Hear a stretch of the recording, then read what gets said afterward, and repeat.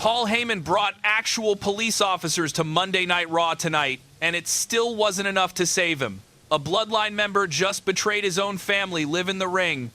And a WWE champion just got curb stomped through his own contract signing. If you thought this was just another go-home show before SummerSlam, think again. Dallas, Texas just gave us one of the most stacked episodes of Raw all year, and I'm breaking down every single moment you need to know. Let's get into it.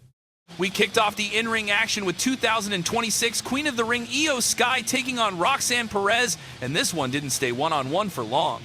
Raquel Rodriguez and Liv Morgan, the Judgment Day contingent, got involved trying to tip the scales in Perez's favor. Perez actually rolled Sky up for a near fall, but Iyo turned it right back around and picked up the win.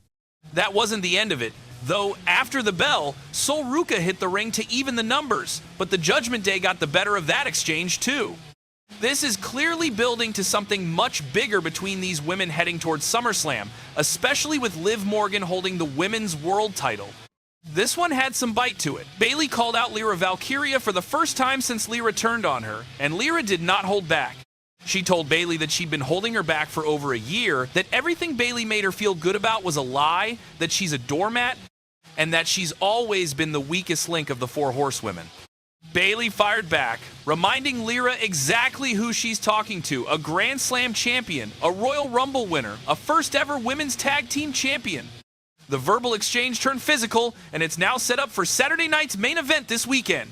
This rivalry has been simmering for weeks, and it finally boiled over tonight. Now let's talk about the Gauntlet. 7 men: Dragon Lee, Chad Gable, Joe Hendry, Javon Evans, Ethan Page, Dominic Mysterio, and Rusev, all battling for the right to challenge Penta for the Intercontinental Championship at SummerSlam. After a grueling back-and-forth war of attrition, it was Chad Gable who came out on top, submitting Ethan Page with the ankle lock in the final fall. After the match, Intercontinental Champion Penta himself came out to shake Gable's hand and stare him down face to face. With SummerSlam landing in Minnesota, Gable's home state, this feels like it's building toward a genuinely emotional moment for him on the big stage. Here's where things got wild. Royce Keys was in the middle of a match with Jimmy Uso when Jacob Fatu ran in to cause the disqualification. That brought Solo Sikoa down to the ring, and everyone assumed he was finally coming home to reunite with Fatu and the Usos. He even threw up the Bloodline salute with Fatu and Jimmy Uso, and then turned around and speared Jimmy Uso, revealing the whole thing was a setup. Fatu tried to fight back, even locking in the Tongan death grip, but that's when LA Knight stormed the ring with a steel chair to a massive pop from the Dallas crowd. Knight laid out Fatu and then dropped the bombshell challenge. Fatu, Jimmy Uso, and Jey Uso, the three of you, against himself, Solo Sikoa, and Royce Keys in a 6-man tag match at SummerSlam. It's now been made official. This was easily one of the most unexpected angles of the night, and it completely reshapes the Bloodline picture heading into the summer. Raw opened with Brock Lesnar, alongside Paul Heyman, walking out flanked by actual Dallas police officers. Heyman grabbed the mic and claimed he'd obtained a restraining order against Oba Femi to keep him away from Lesnar ahead of their Hell in a Cell match at SummerSlam. Oba Femi showed up anyway, demanding an explanation, and then, without hesitation, completely dismantled the entire police detail Heyman had brought out. Lesnar and Heyman had to flee the scene as Femi called Brock out for going from running the show to literally running away from him. Oba vowed to finish things once and for all inside Hell in a Cell.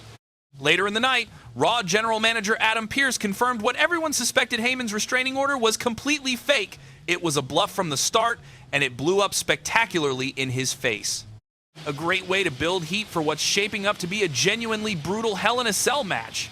This one flew a little under the radar, but it's a big character beat. Backstage, after the Vision, Braun Breaker, Austin Theory, and Maxine Dupree brutally assaulted Otis and Akira Tozawa, Paul Heyman showed up to praise the group's performance. But then he twisted the knife on himself, telling them that Maxine Dupree has been doing such a great job running things that they don't actually need him anymore. And then he just walked away.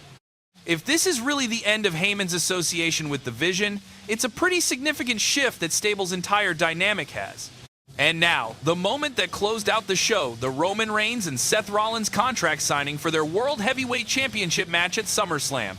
Rollins came out first, needling Reigns before he even got to the ring. And once Reigns arrived, the verbal war was on.